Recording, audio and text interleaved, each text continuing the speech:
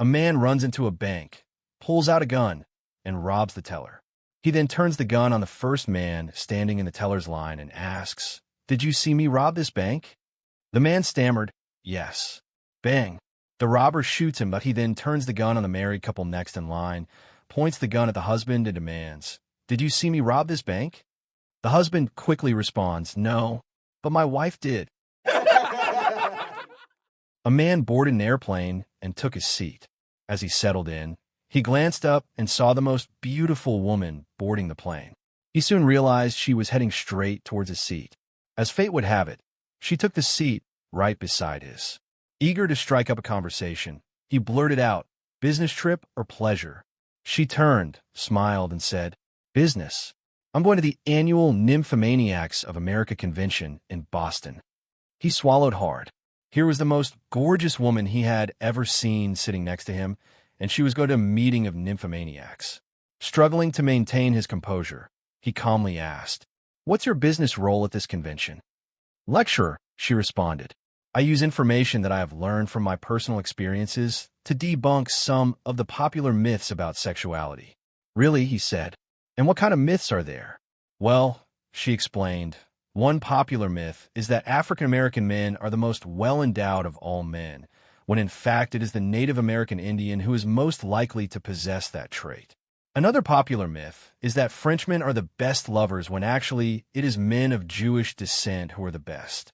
I have also discovered that the lover with absolutely the best stamina is the Southern redneck." Suddenly the woman became a little uncomfortable and blushed. "I'm sorry," she said. "I shouldn't really be discussing all of this with you. I don't even know your name." "Tonto," the man said. "Tonto Goldstein, but my friend call me Bubba." A 70-year-old woman chose to remain overnight in a costly hotel as a treat for her birthday. The following morning, she was appalled when the desk clerk gave her a bill for $250. She requested to know why the charge was too high. "It's a nice hotel, but the rooms certainly aren't worth $250 for just an overnight stay. I didn't even have breakfast," she told the clerk. The clerk clarified that $250 is the standard rate. At that point, the older lady insisted on talking with the manager. The manager showed up and explained that the hotel has an Olympic-sized pool and a huge conference center, which are available for use. "But I didn't use them," the old woman said. "Well, they are here, and you could have," he replied. The manager proceeded, and she could likewise have seen one of the in-hotel shows for which the hotel is famous. "We have the best entertainers from the world overperforming here," he said. "But I didn't go to any of those shows," she said. The manager replied, "Well, we have them, and you could have." Regardless of what facility he recommended, the older lady would just answer, "But I didn't use it." The manager then countered with his standard reaction. After several minutes of contending with him, she chose to pay.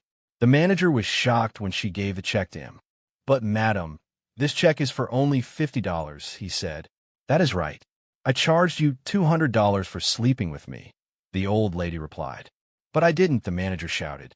"Well, too bad. I was here, and you could have." One day, the wife comes home with a spectacular diamond ring. "Where did you get that ring?" her husband asks. "Well," she replies, "my boss and I played the lottery, and we won, so I bought it with my share of the winnings." A week later, his wife comes home with a long, shiny fur coat. "Where did you get that coat?" her husband asks. She replies, "My boss and I played the lottery, and we won again, so I bought it with my share of the winnings." Another week later, his wife comes home, driving a flaming red Ferrari. You guessed it, her share of the lottery winnings. That night, the wife asks her husband to run her a nice warm bath while she gets undressed. When she enters the bathroom, she finds that there is barely enough water in the bath to cover the bath plug. "What the F***CK is this?" she asks her husband. "Well," he replies, "we don't want to get your frickin' lottery ticket wet, do we?" Bob was visiting his friend Joe and was absolutely amazed by how wonderfully Joe treated his wife. He showered her with compliments, helped with dinner, and constantly wrapped her in warm hugs. "Wow," Bob remarked later, "you really make a massive fuss over your wife.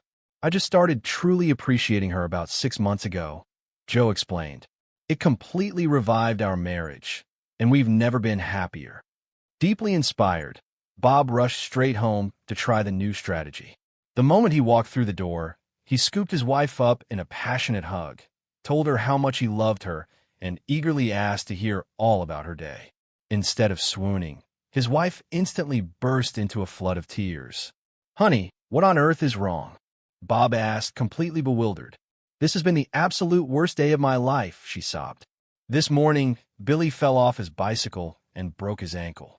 Then, the washing machine broke down and flooded the entire laundry room. And now, to top it all off, you come home completely drunk." Last week was my birthday, and honestly, it started terribly. When I woke up, my wife didn't say a word about it. No hug, no card, no happy birthday. Then I checked my phone. Nothing from my parents. Nothing from my kids, either. I try not to let it bother me, but by the time I got to work, I was feeling pretty miserable. Surely someone at the office would remember. But no, I walked past my coworkers and sat at my desk, and not one person said anything. Then, just as I was starting to feel completely forgotten, my secretary stepped into my office with a warm smile. "Happy birthday, boss," she said. I couldn't believe it. She was the only person who remembered. A little later, she asked if I wanted to go out for lunch. Of course, I said yes. We had a lovely meal, and afterward she smiled and said, "Why don't we go back to my apartment for a little while?" I was surprised, but I agreed. When we got there, she looked at me and said, "Do you mind if I slip into the bedroom for a few minutes?" "Sure," I said, trying to act calm. She disappeared into the bedroom, and I waited on the sofa, imagining all sorts of possibilities. 5 minutes later, the door opened. Out she came, carrying a birthday cake. Behind her were my wife, my parents, my kids, my friends, and all my colleagues. They all shouted, "Surprise!" while I was waiting on the sofa, naked. It was a freezing winter afternoon, and the last bell had just rung. As the children bundled up to go home, one little boy looked up at his teacher and asked, "Could you help me with my snow boots?" She smiled. Of course. The smile didn't last long. Those boots refused to go on. She pulled. The boy pushed. She tugged with both hands. He wiggled his feet.